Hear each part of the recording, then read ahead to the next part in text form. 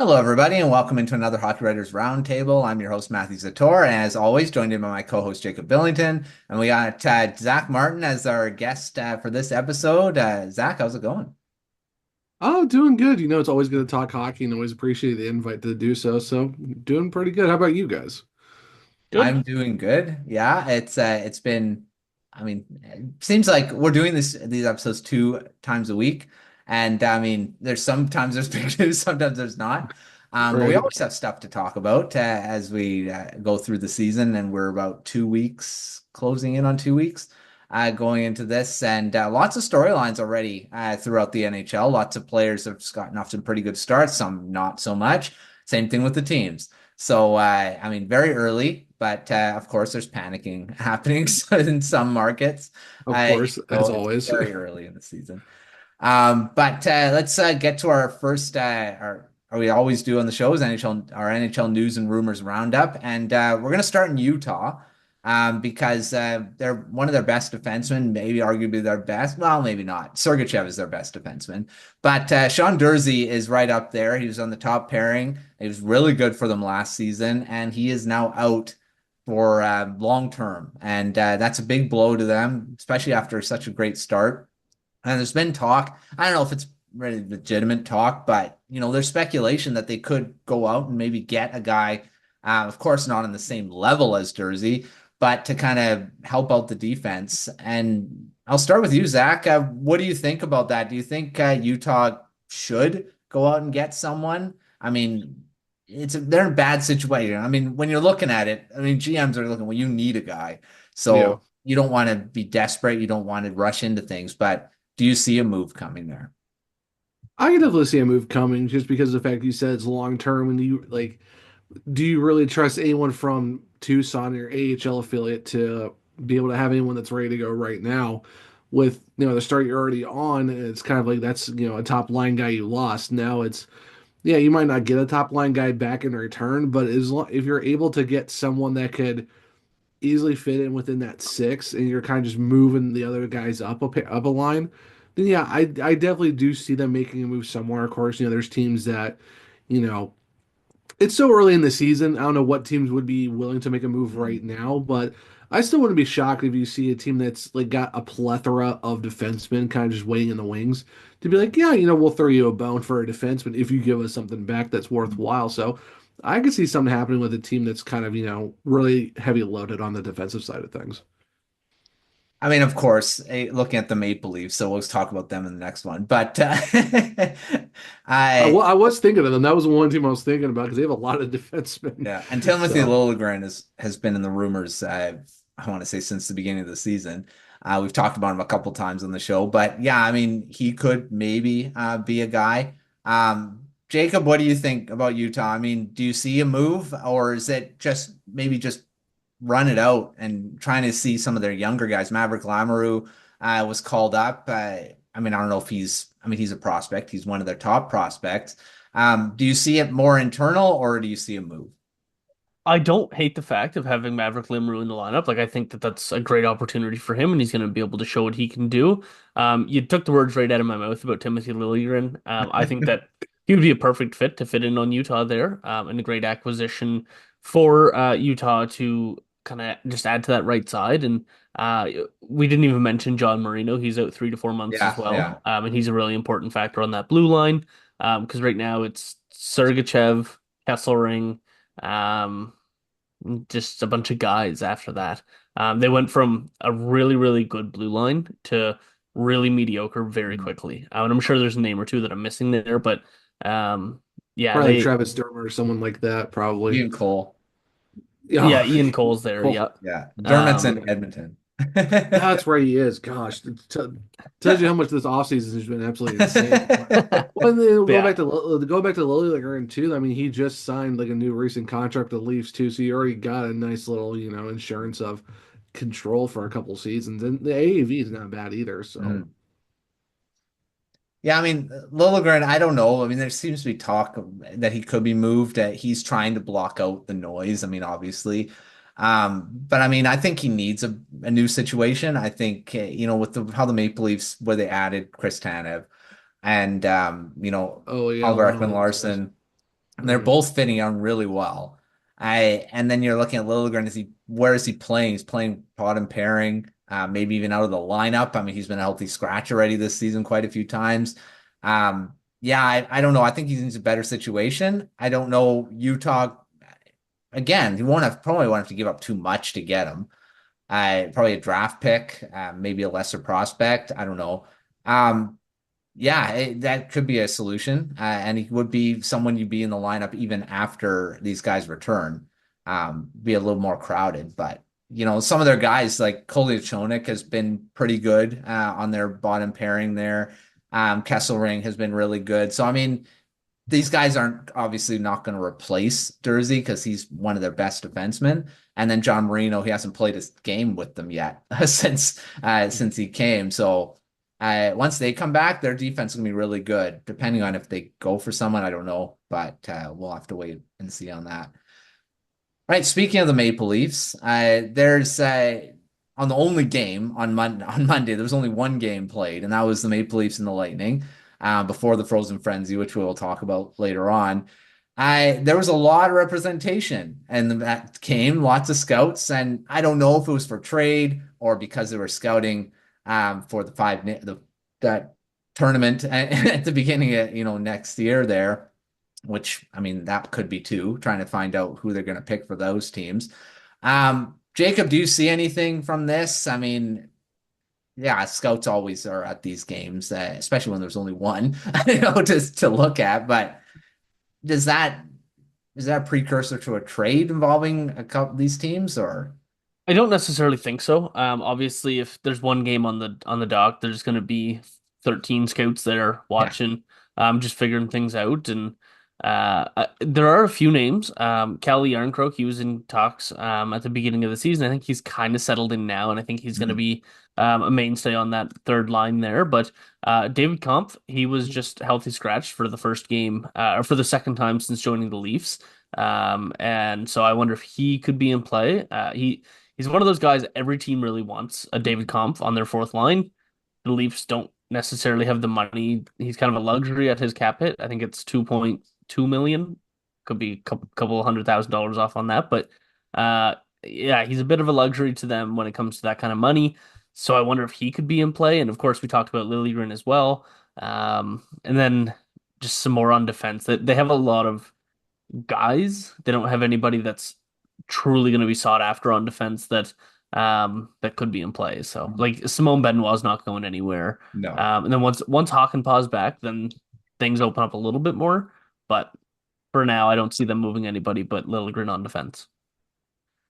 And Jacob, Zach, do you see anyone? Is it Maple Leafs only? I mean, obviously that's the one you're looking at, but could the scouts be looking at someone on the Lightning? I mean, I mean, who is Tampa really willing to give up though on that roster? Because right now it's like do you move McDonough for like the 15th time? Do you? I mean, it'd be funny if someone was like, "Oh, let's go get Brendan Hagel and see what he can do. See what he can do on a different team." If it was anything else like that, I mean, I don't really see Tampa getting rid of anyone. Like I said, it's like if it's like a Hagel surprise move where someone came in and just blew their socks off, and it's like, "Oh, yeah, we'll give you this for this guy." And they're like, "Okay, take him." Toronto, maybe like Jacob said, it could be Liljegren.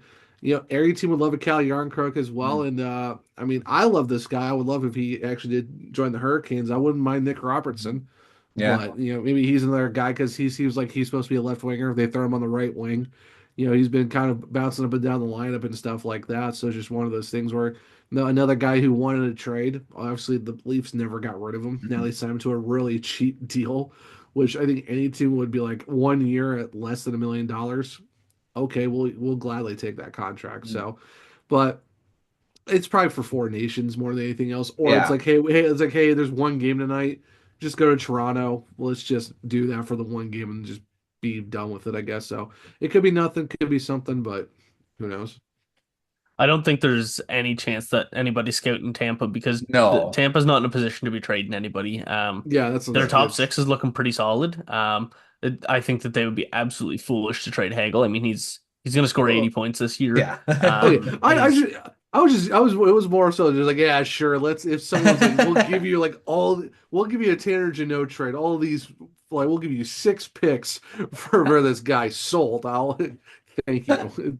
Yeah. I doubt it, but And Yeah. their bottom six is so fascinating because it's a Yeah. bunch of cast-offs that Yeah. are thriving. Like their bottom six is what Vegas was. Like Michael Eyssimont, he went through waivers so many times. Now he's a staple of that third line. Nick Paul, he was pretty good in Ottawa and they Mhm. acquired him. Mitchell Chaffee, who heard of him before last Yeah. season or the season who? before? Yeah. Zemgus Girgensons on the fourth line. Yeah. Oh, Luke jeez. Glendening, Cam Atkinson, like these guys are all just cast-offs, and Yeah. I mean, Gergensons he made a name for himself in Buffalo, but Yeah. nobody thinks of him as being an Cam, integral part of a team at this point. Yeah. Cam Atkinson with the Columbus Blue Jackets, he was a big staple on that Yeah. team for a while. But Yeah, yeah, it's somehow Tampa always finds a way to get the guys like, oh yeah, we'll take him, and somehow it works. So you're like, okay, what kind of voodoo magic do you have to Yeah. make these guys worth something? But okay. Yeah, Tampa's an interesting one. They always seem to get that bottom six to be a very productive one too. So you know, that's why I think Cam Atkinson, I mean, he hasn't done much yet, but I think he could end up being a pretty good very low signing. I mean, even if that doesn't work out, it's not a big deal, right? I mean, so yeah, Tampa's an interesting one. I don't think they're doing any trades. It's probably if anything, it was looking at Toronto. But I agree. I think it's for the Four international nations, yeah. four nations. I keep wanting to say five nations. It's not five. It's four. The four nations It should be more than four, but that's a should different be. discussion for another time. I'm on board for Team Europe, Yes. Yeah. rest of No, Europe. Team North America. No, actually, you need a Team Scandinavia because you know there's gonna be a lot of Yeah. Swedes and Finns that are not going to make the main rosters that you would Yeah. love to see, but you know, Yeah. I think it's just more the Four Nations Cup looking scouting. I mean, it's only games. May as well go out and look at some guys there because there are obviously on both teams guys are going to be watching. yeah. Yeah. So yeah, we'll see if anything comes out of it at all. All right, our final news on here's the Shea Theodore extension. He re-signed 7 years, 7.425. I'll get the number right here.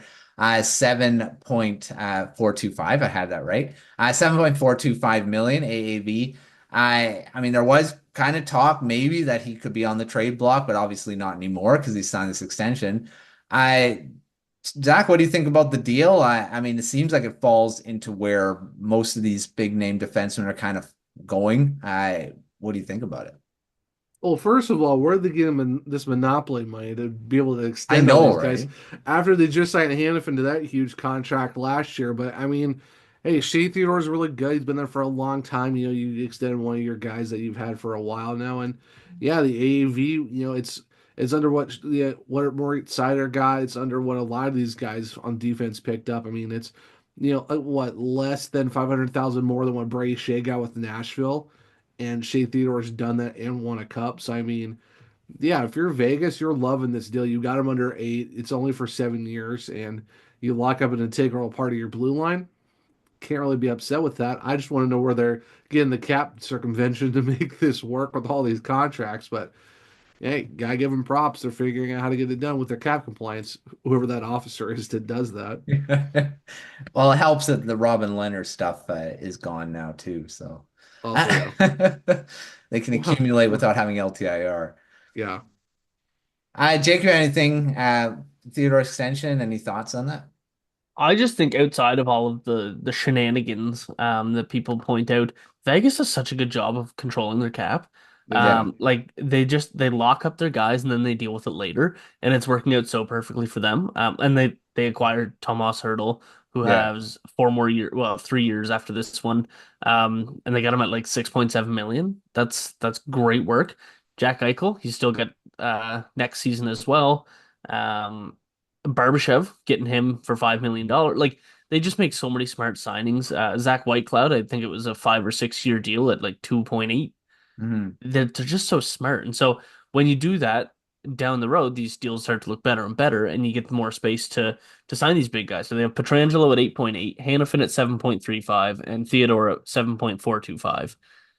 Those as your top three guys. None of them are true number one defensemen at this point.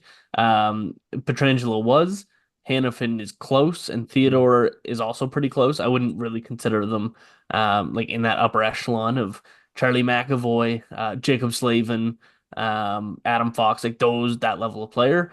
Um, but if you have three of them, that's okay. You don't need to Yeah, have that number one guy if you have three guys that are like 2A. yeah, yeah. True. Here's your 1B 2A. You get three of them for that type of a deal. I don't think any team's gonna scoff at that. No. And they're all great puck moving defensemen too. They're Yeah, they're not they're not slow. They're great. All three of them great skaters. Even Petrangelo at his age too. So I mean, um, you And look they're at all Shea big. Theodore. Was that? And they're all big and they're all Yeah, physical. that too. Like, Yeah. yeah, yeah. yeah. Good luck stopping that on either side of the ice. He'll be 36 by the time the deal's over. He's 29 That's right yeah, now. So that's yeah. Getting him to like around that age, not bad at all. it's not You'll bad. take that. Yeah, for sure. All right, let's move to our takeaways from Monday to Thursday before, since our last recording. And of course, the big one was the Frozen Frenzy happening on Tuesday, which was all 32 teams played. And there was some big high scoring games. And then there was a one goal game too, which they got from both spectrums. I First question I have before we get to some thoughts on all the games there.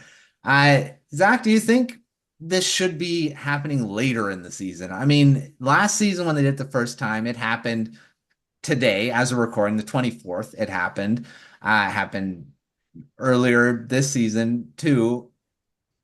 Do you think it should have happened later when there's bigger storylines and there's some playoff pushes, some, bigger things to talk about rather than really early games that really, I don't know, maybe don't matter as much?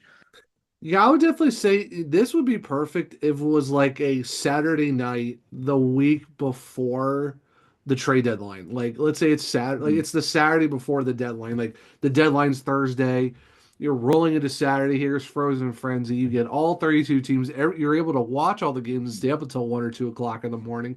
I don't know why you do it on a random Tuesday in October. Yeah. It feels like sure, okay, but no, it's a Saturday right before the deadline.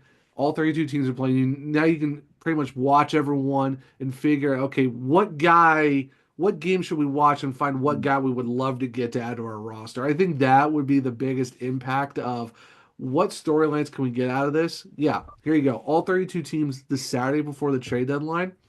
Come on, you're cooking up a lot of storylines here. Yeah. Like, give me a la carte news on these teams with what's going to happen on those days, especially if there's blowouts, high Mhm. scoring games, 1-0 shutouts, like goalie duels. Like, give me all of that right before the trade deadline on that Saturday, and you go into Sunday going, all right, Yeah. that's a fun Frozen Frenzy Saturday. Let's do it. Like, or even a Friday night. Yeah. Friday night Frozen Frenzy Fridays. There you Yeah. go. ESPN, you're welcome. You can take that. Frozen Frenzy Fridays right before the trade deadline. There you go. We figured it out. Yeah. There we go. Jacob, I agree with that. It should be later on the season, around that time, rather than second week of the season here. Yeah, absolutely. And why does it only have to be once? Yeah. Yeah, Like I the mean, NHL's talking about marketing, and having these big events and doing whatever. Doing it once in a season, especially on a random Tuesday in Yeah. October, it's not going to it's do also anything for you. ESPN. No. It's You do also it once ESPN. every, Like, come on. Yeah. It's yeah, also but you do it ESPN. once every month, every 2 months. Hmm. Like you're going to get so much more viewership, and it makes for a full event. And having some like behind the scenes stuff, like what was it? I can't think of the example I had in my head, but having just an alternate show where it's just a panel watching all 16 games, and being Oh, sent the yeah, highlights, like that yeah. would be awesome. You have the what from the runtime of all the games being like 7 hours from start of the first to the end of the last, and you just get a couple people on a panel and do kind of like you see on like Twitch with live streams, Mhm.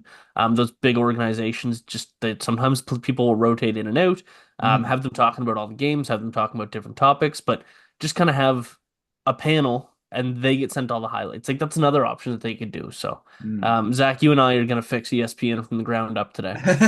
Perfect. You know what? That almost sounds like ice surfing. Let's just call Steve Dangle up and be like, "Hey, Yeah, so what can we do about?" Yeah, I mean, you're right. Like it's like you see it for what Red Zone and stuff like that, where it's like it's just all the games all at the same time on screens, and they're just bouncing all the games. Do that. Go to the panel, throw some highlights up, discuss. Yeah, like they have like they actually the regular Monday Night Football cast, and then you have the Manning cast. Mm. Just do the same thing with that. Like it's funny how you see all this production going into like football and baseball and all that, and hockey. It's like, all right, yeah, here's your panel, here's all the games, here you go, and that's about it. It's just kind Mm. of like you're missing shit. Like you have all these teams playing at the same time, but it's just kind of like, meh, yeah, Yeah. it's there. It's like there's so much you can do with it. But yeah, Jacob, Yeah. yeah, well, like we need to call up ESPN and be like, hey, so what can we do to help? Like make us your NHL marketing people, and we'll give you like 100 time fold of your revenue just by this. Let, yeah, let, let, let hockey people take care of this for Yeah, you. it's true. I never understood it when it was first done. I thought it was a cool idea, but to be this early in the season when, a lot of these games don't matter much. I mean, yeah, you get on a winning streak. Yes, I What, mean, on most a of the on a time, Tuesday, on a on a Tuesday, like Tuesday too. people work the next day. Like kids have Yeah, school. Like it's like okay, so here, like what one or two games are you going to see tonight instead of, all right, I'm going to sit on my couch and watch a billion hockey games. Like, think about it. You could even start the games at like 3 or 4 in the afternoon if you wanted. yeah, Then you really could stretch this thing out instead of having like what 7 games start at the same time. You can stretch this out to almost an all-day event like college football. They go mm, from like noon until like almost 2 in the morning if you're in Hawaii. Just yeah, spread it out. Have the game start at 3 in the afternoon yeah, and go from there. You got wall-to-wall hockey for what 9 to 10 hours. Who wouldn't want that on a Saturday night? yeah. I'm It's just true. Like saying. they have Hockey Day in Canada here, where they have games from all the Canadian teams play, and then they go through the whole day. They could do the same thing, have a Saturday and put them all on. I mean, start it at and do those matinee games, and you have a Yeah, great day of hockey there. But I don't exactly. know. I'm not really sure what who had I mean, had the idea, great idea, but it's not fleshed out well enough. not at all. They gotta get hockey people, man. I'm just saying, gotta get the right minds in the right places. Feed on your strengths, people. Yeah, sure. All right. Well, let's Zach, you see anything from those 32 teams, those 16 games, that you kind of want to talk about big moments, big things that happened. Like I say, lots of high scoring games, some low scoring games. See anything that you want to talk about here? Unfortunately, just because of the fact of me having to work the next day, and my team Not a was playing at lot. like 9 o'clock at night. Yeah, not very much. How about the Carolina Hurricanes coming back down from 2-0 to beat McDavid and the Oilers in overtime? And of course, it was Sebastian Aho, and now he's one. I think he's one game winning goal behind Ron Francis all time in franchise history, who has 57. Aho is 56. So there's a great milestone. And Yeah. Shane Gostisbehere, 4 straight games with a goal, Hmm. 3 power play goals in 3 straight games. Nice. So Shane Gostisbehere is kind of feeling himself right now in Carolina. 5 games that he's already gotten 5 points, and 4 of them are goals, and 3 of them are on the power play. So Yeah, yeah, can't be too that's upset his about that. bread and butter. Power play. You'll take it. You'll take it. But yeah, unfortunately, I wish I had more for you, but it's just one of those things where late game and just one of Yeah. those things. And there you go, NHL is probably the case with a lot of people. especially for us beat writers who are like, all right, what time does my team play? Oh, okay. Yeah, Might be the only game I'm catching tonight. for Yeah. sure. Yeah. Jacob, you have anything from those games? This isn't quite on the ice, but one thing that caught my eye, and I just pulled up the list again, was the attendance numbers. And I know that has Mm, nothing to do with the Frozen Frenzy or whatever they call it, because they're targeting like the broadcast mm, numbers. But you got so many teams that are well under capacity. New mm, Jersey, 1,000 people under capacity. Buffalo, I don't know what their capacity is, only 13,000 people mm. for a game against. I mean, it's Dallas.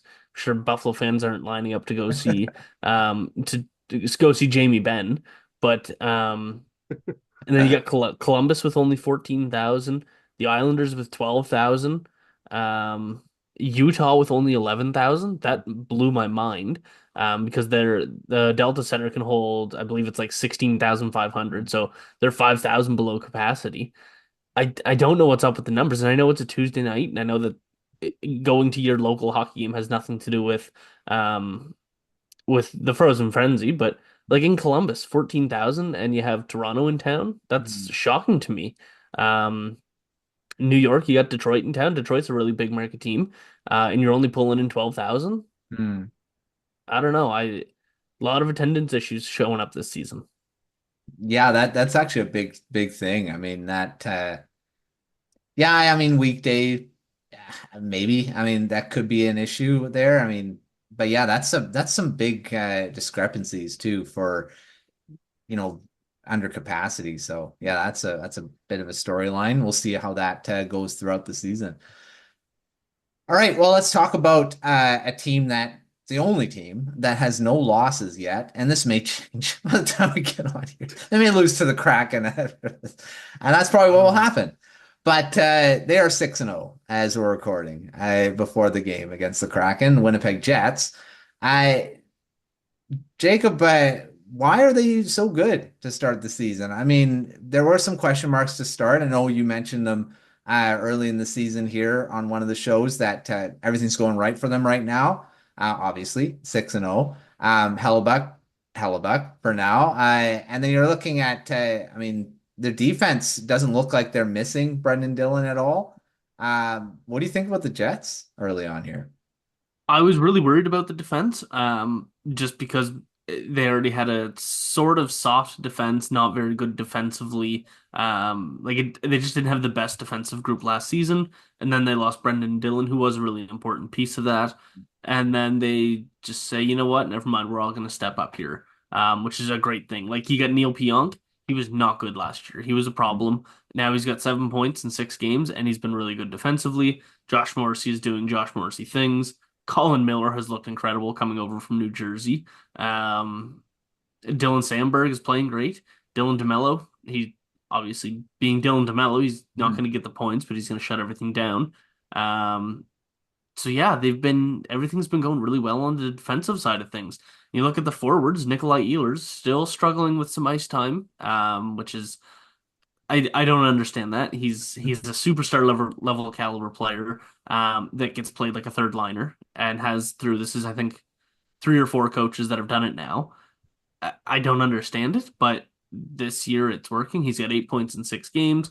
Mark Scheifele's leading the way as well, and Kyle Connor's got 5 goals in 6 games. So everything's going right with the players. And then in net, I mean, everything's going better than you could possibly imagine. Mm. Connor Hellebuck, he's got a 948 save percentage and a 1.4 goals against average in 5 games. Like, those are good numbers for one game. Yeah. Doing it over 5 games is insane. Like, I don't know. He won another Vezina Trophy last year, and he's coming in saying, "Watch me do it again." Going for three. Off to a great start. And Eric Comrie's been pretty good. I mean, I think he's gotten into one game now, right? Yeah, yeah. Yeah, and of course won it. Yeah, it's going great. I don't think there's any problems in Winnipeg right now. No, none at all. Zach, have anything I talk about the Jets or kind of Jacob covered everything there? I mean, yeah, the Jets are flying right now, no pun intended, and yeah, it's just yeah, you took the words right out of my mouth. That was probably that was the best exposition I've ever heard of talking about how good this team is. I'm like, done deal. All right, next. Well, even like, I mean, I can even keep going. Like, you look at the depth. You got Vladislav Yeah. Nemesnikov. Yeah. Nemesnikov's doing excellent. Like, Yeah. Yeah, there were so many question marks, and on paper, he should not be your second line center on a 6-0 No. team that's no, doing this well. But he's doing great. Mason Appleton's doing great. Mason Appleton is a very, very streaky player. Mm. He had like, it was something stupid, like 19 points in 27 games last season, and then he had like, I don't know, 8 to finish off the rest of the season. Yeah. Very, very streaky, but he's doing his part right now. There was one other player, Cole Perfetti, another Yeah. young. He's going to be a superstar, and he's had a great no, start to the season too. So, 100%. um, Yeah, it's every single thing is going right for the Winnipeg Jets Yeah. Yeah. until they lose 7-0 to the Yeah. Kraken. Well, Scott Arnell is pushing all the right buttons too. He's the head coach now. Obviously, not new to the team. He was the assistant coach last season, and also was coaching when Bonus wasn't there. I had to take time away from the team too. So, yeah, he's seems to have the pulse of the team right now. So we'll see how long this goes, and yeah, it may end tonight. We'll see. And the Jets did do, like you mentioned with Arneal in for bonus when he was out. The Yeah. Jets did better while he was out. Not that there's much kind of connection between the Jets doing good for that 3 game stint at a time or whatever, but they did do very, very well while Arneal was the bench boss. Yeah. So yeah, going right and not really anything to really nitpick for that team right now. Yeah. All right. Well, Zach, we'll talk about your Carolina Hurricanes since you're on the show. What do you see from the Hurricanes so far? I mean, they haven't started out on fire at all. They're doing pretty well, but do you have any standout players, concerns early on in the season? What's the state of the Hurricanes early on? Yeah, I mean, I know they're 3-2. Wasn't it's not a start you really would hope for, but I mean, overall, with how the roster has been constructed this offseason, a lot of influx of guys leaving, guys coming in, stuff like that. You're kind of, also front office moves too. Don Waddell leads. You see Eric Tulsky stepping up. Darren York is the associate general manager, also the GM of the Chicago Wolves of the AHL. They got that affiliation going now.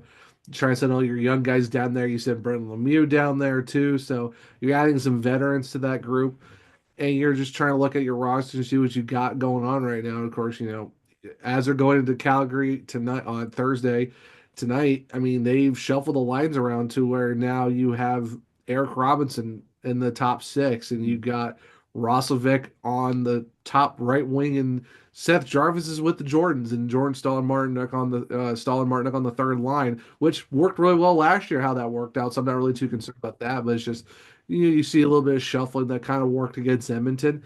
Maybe it'll be the same thing against Calgary, who, as of right now, before the game starts tonight, are 5-0-1.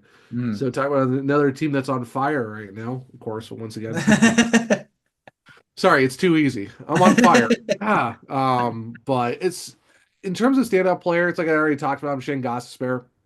Second run with the team, like I said, 4 goals and assists for 5 points in 5 games. He's actually the only defenseman who's actually scored a goal so far for the team. In terms of the defense, Brent Burns right now 0 points through 5 games. It's a little bit of a concern to where you're talking your top right defenseman who hasn't put a point up yet. Maybe it's a slow start. Hopefully it'll turn around, but I guess we'll see how that works out. But like I said, Shane Gostisbehere's come in shooting the lights out, basically leads the defense in shooting. I think he's got like 13 shots already, 3 power play goals. Sean Walker, even though he hasn't put a point up, he's been phenomenal so far, being paired with Gostisbehere as well. So those two coming in and getting paid like 3.8 million, or sorry, $6.8 million combined, and they're doing so well already. Like you have two guys there combining for less than what Shea's getting paid in Nashville, so that's a great sign to see from them. Sebastian Aho, like I said, guys, 56 career game-winning goal, 2 goals, 4 assists. He actually just tied for the team lead in points. Of course, it's kind of surprising for the fact that he leads, but it's kind of like a quiet six. Where Mhm. yeah, you got the game winner, but it's like wait, he has 4 assists as well. Yeah, multi-point game against Edmonton. Martin Necas, same thing. Because we talked about it, various other shows and stuff like that. Tied for the team lead in 6 points as well, 2 goals, 4 assists. And it's like, Mm. okay, that's a little bit surprising too, for the fact that he hasn't really been someone that's been really in your face and standing out. And I have to give flowers to just Barry Kokeniemi, man. Mm. It's all assists, but it's 4 points, all assists. But hey, you'll take that, especially for a Mm. guy who you consider like a Jordan Stahl 2.0 defenseman. He's been playing really well, winning a lot of his faceoff percentage is absolutely insane. I think he's already had 2 or 3 games already where he was well over 60% on the faceoff dot. And throwing the body around, being physical, setting up great passes, and finally getting the chance to get the non-tertiary assist where he doesn't get on the score sheet, but he had Mm. like the third assist. Luckily, he's got a lot of secondaries, and it's helped out really well. And also, I got to give a lot of props to Eric Robinson for coming in and already being able to show his speed. because that one goal for the tying goal for Martin Nietzsche. So the fact that you have a breakout with Kotkaniemi finding Nietzsche, he finds Eric Robinson on the sidewall for a little give and go, and he Hmm. just absolutely sends this on a fast bullet right past like four Oilers, right into Martin Nietzsche to his back door for a little just like stick on nice little tap in. So Robinson's been playing really well too. So a lot of guys you got to give props to for stepping up early. Even Jackson Blake, like Hmm. have a start to a season, Rook. Two goals, like goals in back-to-back games. You love to see that for the young guy, and just overall, yeah, there's a lot to be optimistic about. Like I said, there's a couple, like I said, concerns. Like I said, Brent Burns hasn't Hmm. scored yet. Some of your top guys are kind of having a slow-ish start, even though the stats say otherwise. So I don't know. It's just curious to see how it's going to go, especially for like. Luckily, you got your longest road trip right now. Hmm. You beat Edmonton in a comeback. Now you're facing a really good Flames team, which I don't think anyone had on their sheet of being good. But then you got Seattle Saturday. Then you got Vancouver next week. So you know how that's gonna go. So yeah, it's a very interesting road trip. But yeah, like I said, there's some concerns, but still feeling pretty optimistic of how the Hurricanes are doing right now. I know it's a long-winded answer, but there's a lot to like right now. And I know a lot of people are kind of like, they're 3-2, but Yeah. the loss to St. Louis, you lost by a goal, but hey, you came back in that game too. So Yeah. yeah, Yeah, I mean, like I say, it's very early in yeah, the season, and it's great to see, sometimes stuff, guys start slow, and you're looking at like Brent Burns, he'll be fine. I mean, he'll yeah, he'll, yeah, yeah. he'll start putting up points. Yeah, Uh, he will. It's just 0 through 5, though. It's kind of like you kind of think you at yeah, least have one or two, but yeah, like you said, Matt, it's so early. Not a super huge hit the panic button concern, but it's kind of like kind of need to yeah. see something. I mean, But yeah, sometime, I mean, it'll happen eventually. He'll start slowing down. He is oh he is getting up there, and yeah, he's in the last year of his contract, so I mean, if anything, but not super worried. It's just kind of just something to keep an eye on, for basically. sure. But Yeah, I yeah, mean, 5 games, no points, not even a secondary assist, which is something interesting. yeah, Defensemen usually kind of get those too. So, yeah. all right, let's get to our quick fire round here, and we'll start with the Jets. And I'll start with you, Jacob. Now, this will be way outdated. You could say today, but how long will the Jets remain unbeaten? I don't think they released the schedule for the playoffs yet, but it'll be 96 games. They're going to go right to the Stanley Cup. Ooh. So somewhere at the end of June. No, probably. I'm gonna pull up their schedule here. So they got tonight against the Kraken, and then Saturday against Calgary. I say they beat both, but then they lose on Monday to Toronto. That's my prediction. So they go 8-0 So, and eight then and oh. 8-1. All right. Zach, what about you? Where are they ending this streak? They're gonna lose to the Flames on Saturday.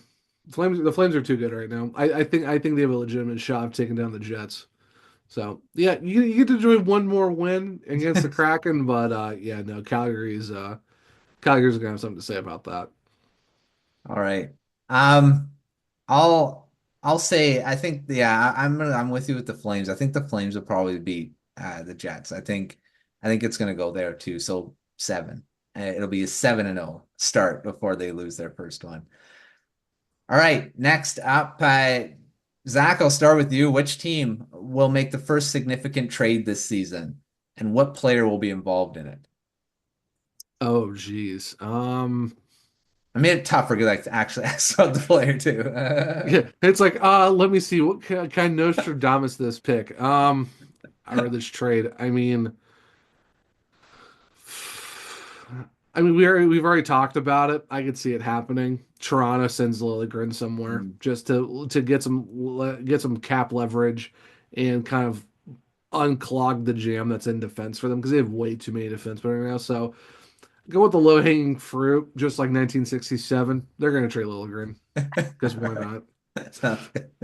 Jacob, what Sorry, about I you? had to. I'm sorry. So Always many good. plays. Is Toronto the one involved in their first? I guess Liljegren's a significant trade because it is Toronto. Yeah. Where's he going, Zach? Is he going to Utah? Sure. I would. I'm not. It could be a possibility. I would. It'd be hilarious if it's like, hey, let's just send him to Anaheim, and then they get like, Yeah. and they get like, whatever their that defenseman is. I can remember his name. Starts with an M. He's a Russian kid, but yeah. Oh, He, Mintyukov. Pavel Mintyukov. yeah, he Yeah. played with the Ottawa 67s because why not? Just send him to Toronto. Send him to Toronto. Let's get crazy with it. But I can see Utah more than anything else. But I'd thought it'd be funny. Be like, yeah, let's send him to Anaheim, see what happens. Let's cause some chaos. I don't have a destination, but it's going to be Brock Nelson. He's going Ooh, to be the okay. first one traded this season, the first big name traded. Um, I don't know where he's going to get traded to. I was thinking the Flames, but they want younger and with more term. Yeah. Um, Edmonton. Edmonton loves trading with the Islanders just because. yeah, I don't think he's what Edmonton needs right now. No. I no, I don't really have a destination for you. Maybe Buffalo. Buffalo Hmm. could be a good one. Try and turn their season around a little bit. Yeah. Um, Why do I have a feeling Tampa might be one of those sneaky teams that'd be like, yeah, we'll take them. A little that bolster, could be it too. That could be Yeah. another good one. bolster that bottom nine a little bit more. I could Yeah. see, Yeah, I could see Tampa being a little sneaky with it. yeah. Or Brock LA. Nelson's a good name. Oh yeah, LA too. Yeah, yeah. Yeah. Yeah. Kind of fill that Dubois hole. Not that it's big shoes to fill, but I know there's not really any. Barry Trotz was on and saying that there's no trade market right now. I mean, no one's trading anyone, and I see it early in the season. No one's really jumping at trading right now. Want to see how it kind of all plays out. It's very early, so we'll see when that first trade will happen. It may not be for a month or two. oh, Kevin I Kevin got I Kevin got my Fiala answer. Kevin Fiala to the Carolina Hurricanes. You heard it here first. Yeah, yeah. Right after McDavid to the Senators. Oof. Yeah. I do have my answer for a destination, and that's All going to be the right. Seattle Kraken. They Okay. need a lot of help at center. Right now, I mean, Matty Beniers has 1 point in 7 games. Shane Wright has 2 in 7 games. Yanni Gourde has 3. That's their center depth. Oh, and Chandler Stevenson has 4 and 7. Hmm. Let's bring Brock Nelson over and get some offense going.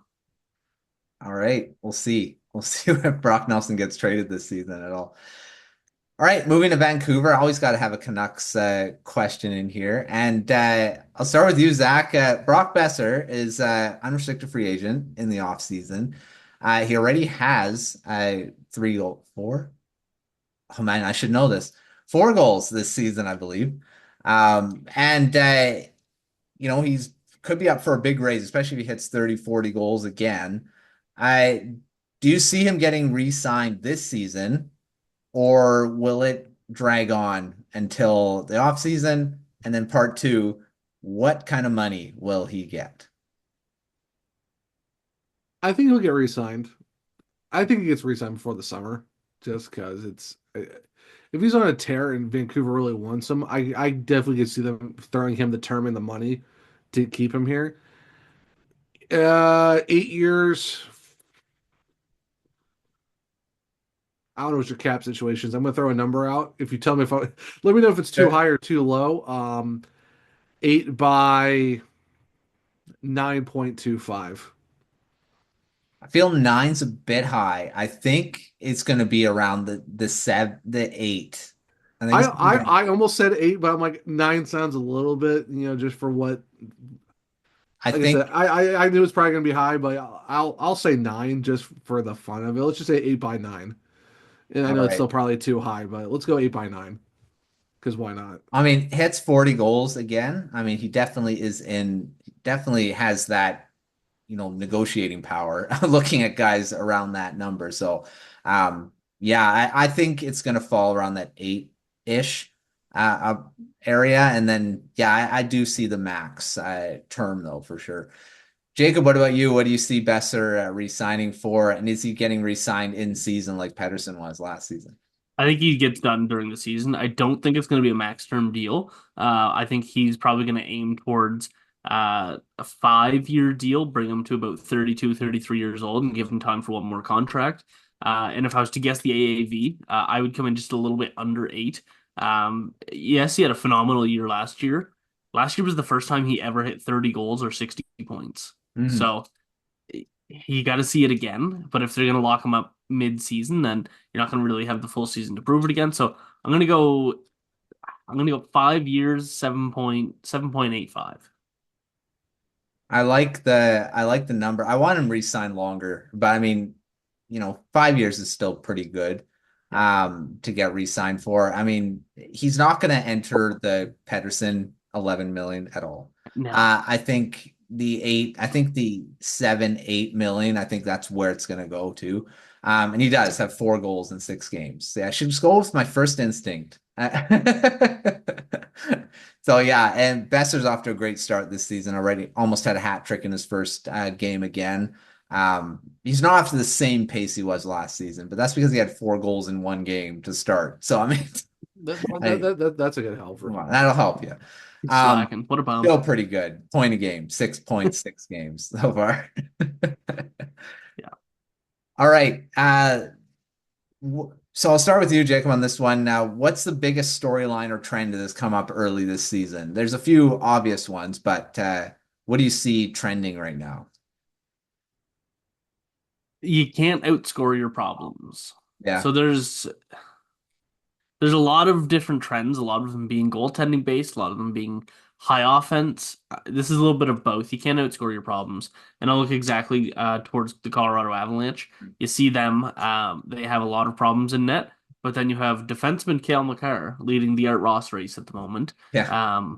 So you can't outscore all your problems, even when your top defenseman is leading the league in points. Yeah. Um, and honestly, we're seeing that with Tampa Bay as well.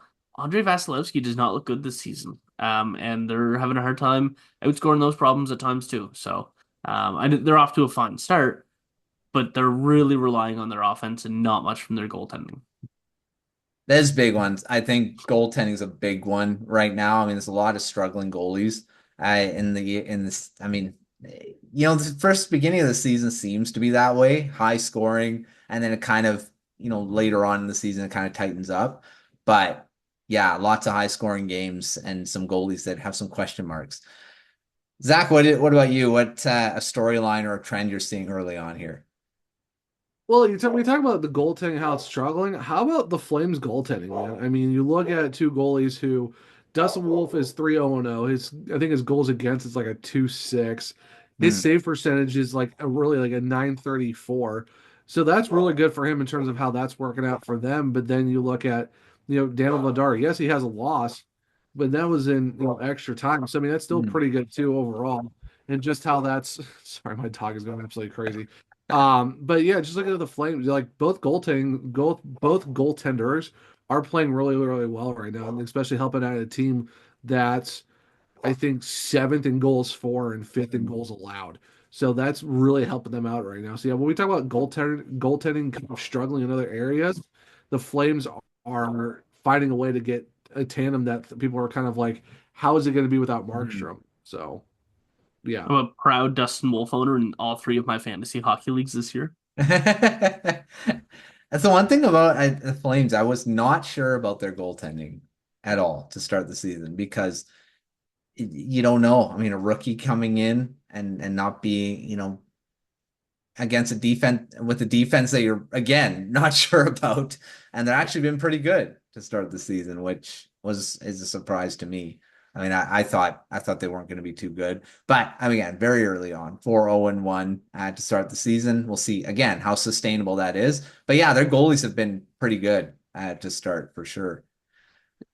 All right, let's finish with our one up, one down. And I'll start with you, Zach. What's a one up and a one down for you this past week? Oh, jeez. One down. Frozen Frenzy needs to figure out how to get better. Yeah. That's all I really have to say Yeah. in terms of that. One up. I talked about him a lot already this episode, so I gotta pump this guy's tires. Shane Gostisbehere is playing too good. I'm sorry. I love talking about my Canes. I love giving guys a lot of props, especially for how they were going to be coming back for the first time after playing in Detroit last year. Shane Gostisbehere playing phenomenal. I know it's such an easy layup answer, but I gotta give this guy props. He's playing phenomenal hockey, and you love to see it. Sure. So Oh, you have freedom. I'm not restricting. yeah. Jacob, what about you? One up, one down. My one up is gonna go. These are gonna contradict each other. My one up is gonna go to Alex Lyon for his fantastic showing with the Detroit Red Wings, especially in that game against the Islanders where he got the shutout, of course. My one down is gonna go to everybody else on the Detroit Red Wings. Yeah, you got the win. You had 10 shots and you weren't good defensively. Your goalie bailed you out big time. How did you get 10 shots in one game? I think I saw a stat. It's the lowest amount of shots in a win since 1959. Oh, Yeah, that's really, really bad. Like, talk about a boring game of hockey. You're like, hey, he shoots. 20 minutes later, he shoots again. Like, So yeah, how? my one up is their goaltender. That's like a period. That's a period of shots. yeah. I have seen the Canucks have not that low, but it's close. Well, the Senators went third period against the Nashville Predators. They were down. I think they were down 4-1. So like they needed to score some goals. They went the third period without a single shot. Yeah, it's like, Yeah, that's kind of tough to get back into a game when you don't put pucks on the net. yeah. Or get a ton blocked. I don't know. I think not that many. It was a bad period. Especially when you're down, you should be pushing. Yeah. But yeah, I mean, hey, look at the Toronto Maple Leafs. These what 7 shots on a 42-year-old Zamboni driver? yeah. Always. Sorry, the Leafs are getting so much shade in this episode. Usually it's the Habs for coming from me, so Yeah. I'm on their good side after this episode. All the Leafs fans are coming my DMs. Shut up! What do you know? What do you know, Southern hockey? All right. Well, I'm gonna go. I'm gonna go homer here for my one up, and that's Connor Garland. I have been. I mean, I've always been a fan of Garland, but throughout this start of this season, he's been the Canucks' best player. And he's now on Pettersson's line and has made Pettersson look better since he's joined the line. He's been he's made his line mates better. And of course, Niels Höglander is on his other wing. And I mean, that line's been great. I'll give the one up to the whole line too, because they've been probably their best line since they were put together. It's only been 2 games, but they've been good in both games. And then secondary one up to the Canucks third line of Kiefer Sherwood, Teddy Bluger, and oh my gosh. See, I should have who's the other guy? I always forget. As someone who has Höglander on his fantasy teams, I'm actually liking that one up of how good he's been playing. So thanks. Höglander's been good too. I'll take that. Yeah. But yeah, Sherwood's been great again at the start, and he had 12 hits, career high 12 hits in the last game too. Yeah, great addition to the Canucks. It's been Danton Heinen. Okay, so Heinen, Bluger, and Sherwood and I mean Heinen had 2 goals. Why did I forget about it? He had 2 goals in the last game, and yeah, the new additions, except for Daniel Sprong because he's been healthy scratched a lot to start the season. They've all been great, and even Eric Brandstrom has actually looked really good with Vincent Desharnais, and actually made Desharnais look good too. So it's very long-winded one up. I'll talk about the Canucks for a little bit here, but yeah, the Canucks have kind of turned things around a bit, and I'll give a one down. The one down is Daniel Sprong not looking good to start the season. I mean, defensively, we always knew it was probably going to be a problem, and Tocchet's already kind of I don't want you in the lineup if you're not going to play good defensively because he's got other options to play. So yeah, hopefully when he does get back in, he can show a bit more because I still think he can be a pretty good part of the team. So there's my Canucks corner of this episode. So you talked about Connor Garland, and that reminded me of what is, I think, the funniest thing that I've ever seen on television. Did you see in the Sportsnet panel? It was Ron McLean and Kevin Bieksa, and they were talking about the Russian nesting dolls. Yeah, yeah. So they had one, and Ron McLean was talking about how he had a Russian nesting doll that was painted as Sidney Crosby. The one inside was Claude Giroux, and then it was just a couple other players. Then he pointed at the small one. And he's like, "This was the heart of what all of hockey is." And Kevin Bieksa said, when he pointed to the very tiny one, he said, "That's Connor Garland, right?" And it was hilarious, Yeah, hilarious. I got such a good laugh out of that. For talking about Garland, I'll never forget the fact that when he took that helmet and he acted like he got shot from McKinnon.